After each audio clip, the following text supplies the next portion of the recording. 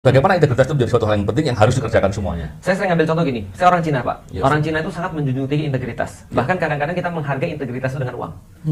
Jadi kira-kira contoh begini. Gimana itu? Bapak saya tuh ngajarin saya begini, Lik, kalau ada orang minjem kamu duit, kamu akan nilai dia tuh harganya berapa. Jadi integritas itu kayak value yang kadang-kadang bisa diuangkan. Misal contoh, ada orang minjem duit sama saya, Ustaz pinjam dulu dong 100, saya lihat dulu dong, gitu kan ya. Kalau dia sudah bersama dengan saya 2 tahun, 3 tahun, 100 itu berarti murah bagi dia. Karena mungkin value saya ke dia kalau saya uangkan misalnya, tapi ini cara pandang orang Cina Pak ya. Nanti kalau Cina Islam beda lagi. Jadi saya lihat dulu nih, kalau misalnya value saya bagi value saya ke dia itu sudah 2 tahun berteman, 3 tahun berteman, misalnya contoh 20 juta, berarti 100 akan saya kasihin aja.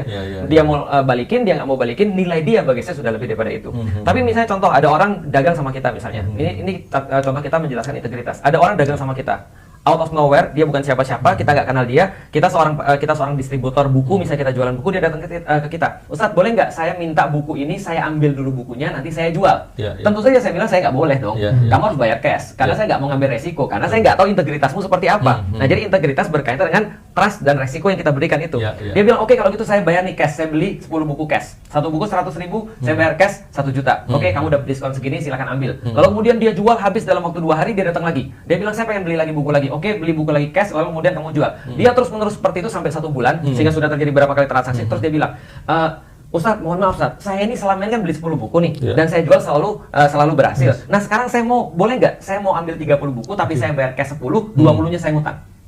Kira-kira saya boleh nggak? Boleh dong.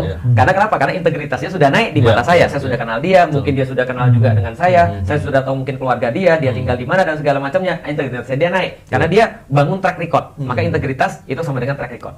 Nah lalu kemudian setelah dia ambil lagi banyak lagi, nanti 3 bulan lagi dia datang, boleh nggak saya ambil 100? Saya bayarnya 10 aja dulu cash. Ambil, nggak apa-apa. Lama-lama dia naik lagi. Tiba-tiba Pak, setelah setahun dia ngambil 1000 buku dari saya, dia baru bayar 10, kemudian dia nggak bayar lagi. Maka bagi orang Cina itulah nilai dia. Gak apa-apa kita hilang duit segitu, itulah nilai dia. Berarti dia menilai dirinya sendiri ya seperti itu.